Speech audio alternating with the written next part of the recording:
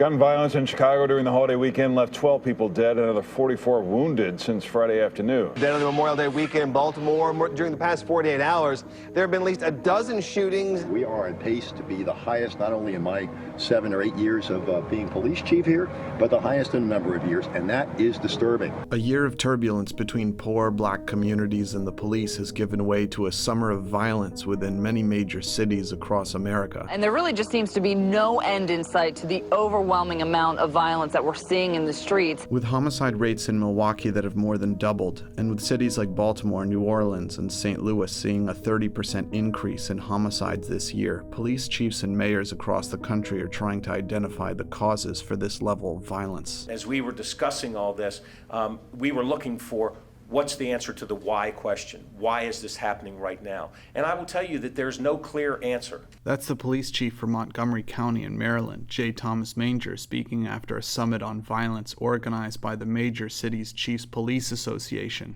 Police chiefs from across the country convened in Washington, D.C. last week in an effort to address a problem they say has no clear mainspring. Weaved into every one of these discussions was an acknowledgement of the importance of building community trust through police accountability and transparency. But Manger, along with other speakers at the press conference, did something that municipal leaders have been doing for years, which is to articulate the rage that people in poor neighborhoods feel, and then suggest the same tough-on-crime policies many say have already failed. I mean, everything they're saying sounds reasonable, sounds like it is something that people ought to be concerned with, but I'm very much concerned with the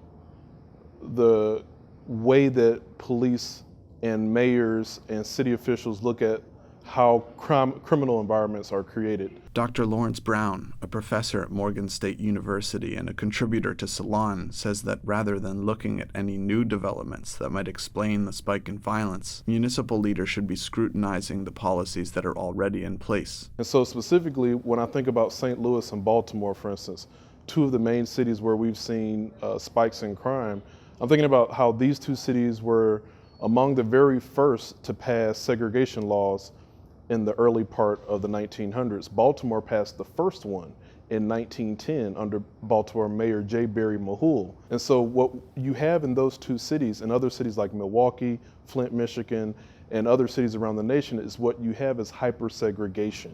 And hypersegregation creates red line, disinvested black communities. And those communities, when you take out resources, when you extract wealth, you're creating crimogenic environments. And so I think that's really missing from the discussion. However, despite the uncertainty, city and state officials are saying the rise in homicides must have something to do with gangs and the drug trade. Even Maryland State Attorney Marilyn Mosby told Baltimore's WBAL that the reasons for this summer's violence were indisputable.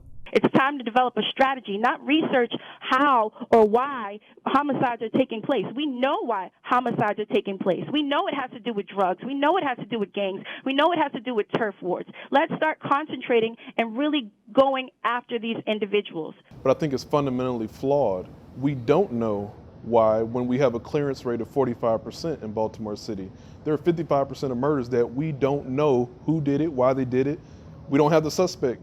We're not able to identify their motive. Milwaukee Police Chief Edward Flynn, who was present at Monday's press conference, gave a very different explanation for his city's rise in homicides, which are the highest in the country this year. Circumstances are clear. It was some kind of stupid fight. It's a typical phenomenon here.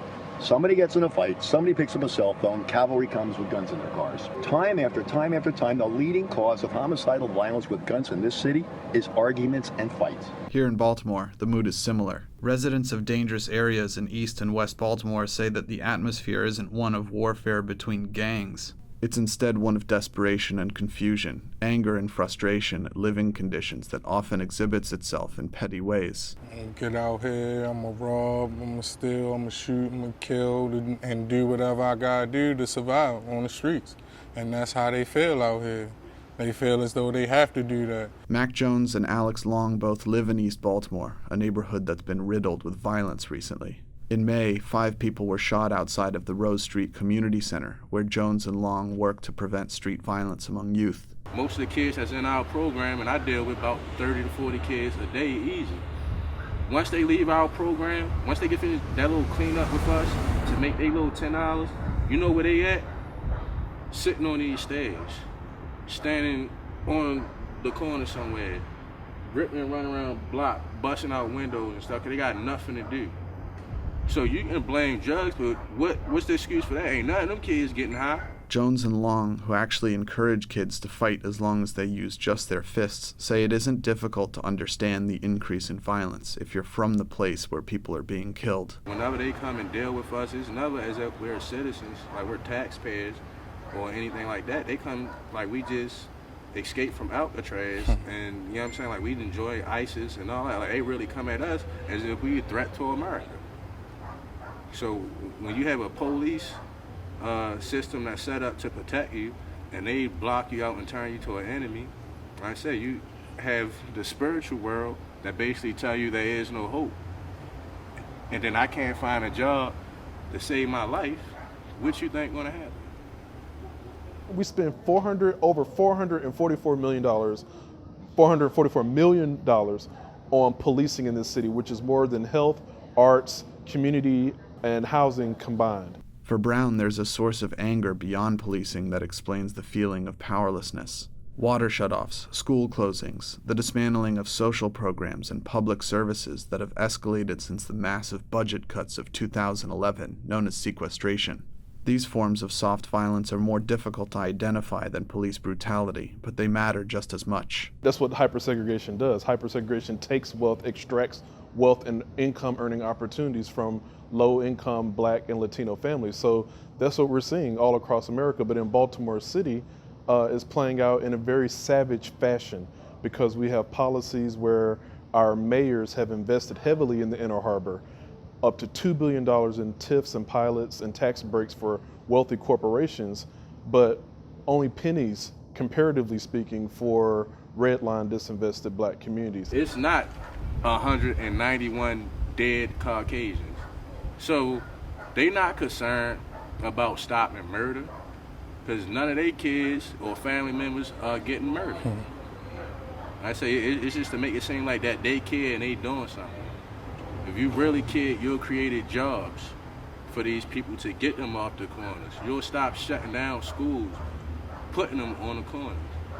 And when you look at Baltimore City right now, it's a gold mine for anybody that want to come in here and build anything.